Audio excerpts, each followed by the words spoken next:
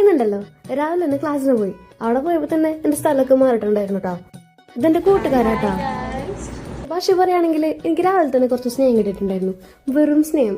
ഇത് കഴിഞ്ഞിട്ട് ഷബിനേച്ചിയുടെ വകി എനിക്ക് സ്നേഹം കിട്ടി. അങ്ങനെ സ്നേഹം കിട്ടിയിട്ട് ഞാൻ വർക്ക് ചെയ്യാൻ വേണ്ടിയിരുന്നു.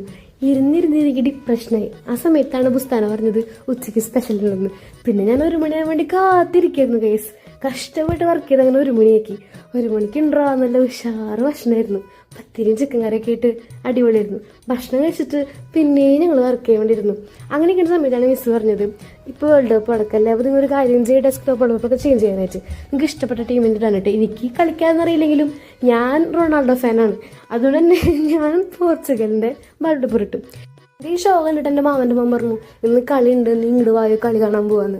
സത്യമായിട്ടുണ്ടെങ്കിൽ നിനക്ക് 5 പേരെ പേരറിയോടി, നമുക്ക് കളിക്കാൻ വല്ല അറിയാമെന്നൊക്കെ ഒന്ന് കളിയാക്കണ നേരം കളി നമുക്ക് ഒരുമിച്ച് കാണാം, ഞാൻ പഠിപ്പിച്ചതാന്ന് പറയുന്ന മാമൻ്റെ മക്കളുണ്ടാവുന്നതാണ് ശരിക്കും ഗ്രീൻ ഫ്ലാഗ് ആണല്ലേ. അങ്ങനെ കളി കാണാൻ വേണ്ടി പോയി.